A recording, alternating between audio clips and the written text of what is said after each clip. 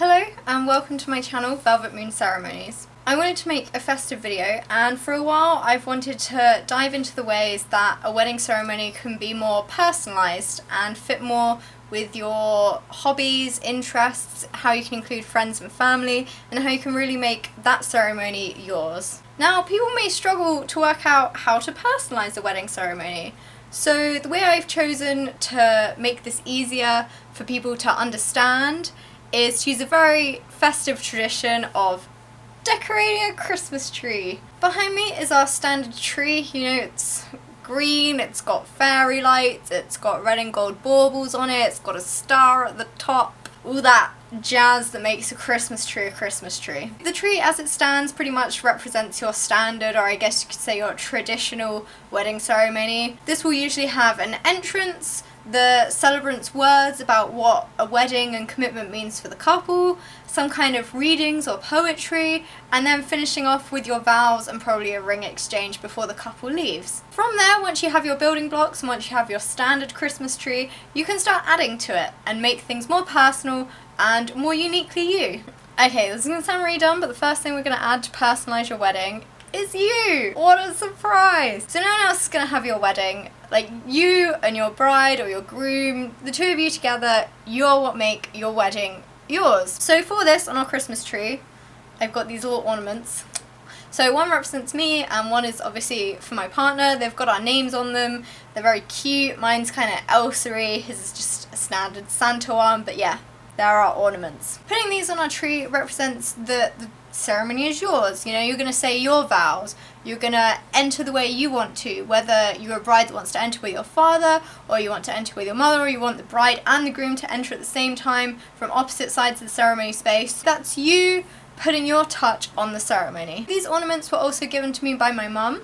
So they also represent how you can bring friends and family into your ceremony. I basically, before doing this video, asked all my friends what interesting ornaments they had on their Christmas tree that either represented their hobbies or their friends or their family or were personalised to them. Plenty of people had ornaments that represented their family, whether that's you as a family unit or a new baby, or perhaps even remembering people who are sadly no longer with us. These ornaments are all special and all deserve a place on the Christmas tree. Just as they deserve a place on the tree, they deserve a place in your wedding ceremony, if that is what you want. For younger members of the family, this could be being flower girls or ring bearers. You may have a cousin that really wants to be a bridesmaid. You may have a sibling that you're really close with and you want them to do a reading or speak a poem at your ceremony. These are all ways that your family can get involved with your special day and help make the ceremony more yours. Another way that friends and family can help make a ceremony more unique to you is by helping you decorate. If you want to make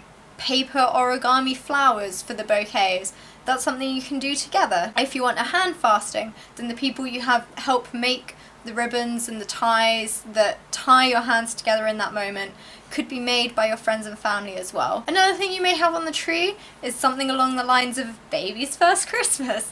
So if you have a child that is too young to really get involved with the ceremony in the same way that, say, a flower girl or a little bridesmaid or usher might, you may choose to have a naming and wedding ceremony at the same time. Quite a few couples I've heard of do to basically bring their baby into their ceremony, because obviously that's a vital part of your family and you want them to be involved even if they're probably not old enough to remember it. So moving on from our two little doodads that represent you, we have these. These are D12s, and if you don't know, a D12 is a 12-sided dice, which hopefully you can kind of see.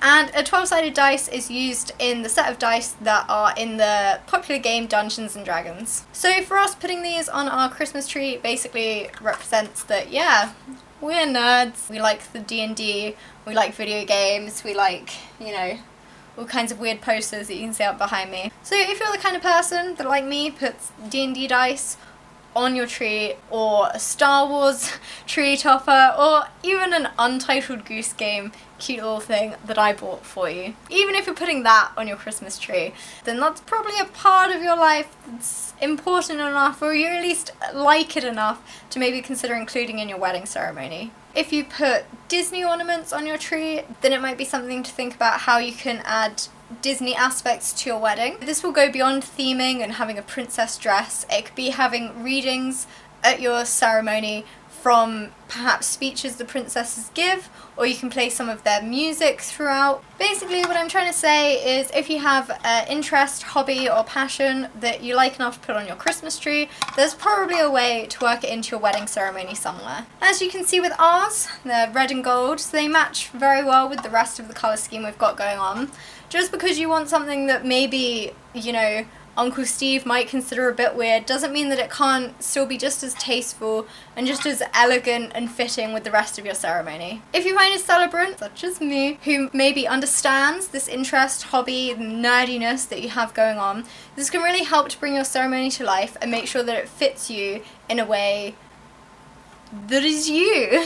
So the final thing I have to add to the tree is probably going to be quite hard to explain, but I'm going to try it anyway.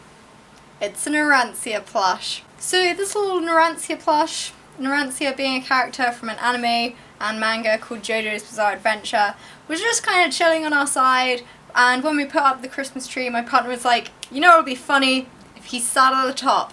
And yeah, it was funny. This little plush may not fit the colour scheme and he may not completely go over well with the relatives, but it really did finish off our tree. The little Narancia at the top of the tree isn't there because we expect people to like it, it's not there because we expect people to get it, but it's there because we want it to be.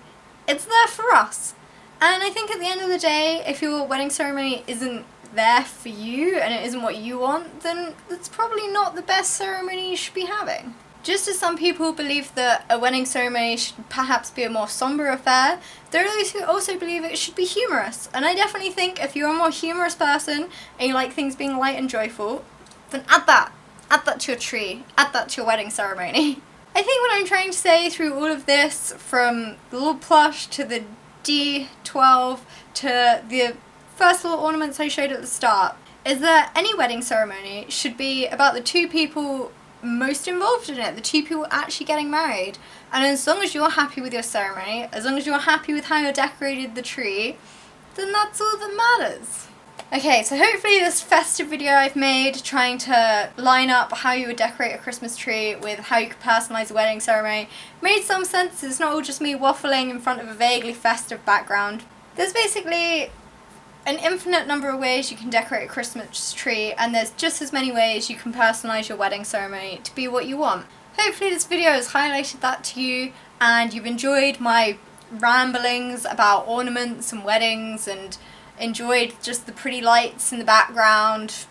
If there was anything in it you enjoyed, please give it a like. Subscribe if you want to hear more of my waffling in the future, but I can't guarantee there'll be pretty lights in the background every time.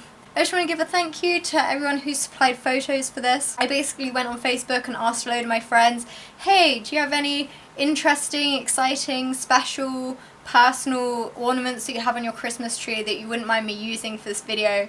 It really helped highlight to me how differently people do decorate their trees and how many little ornaments and charms are important to people and what they represent being on their tree. This was honestly the weirdest idea for a video, you know, exploring how to personalise a wedding ceremony via the means of decorating a Christmas tree, but hopefully it made sense.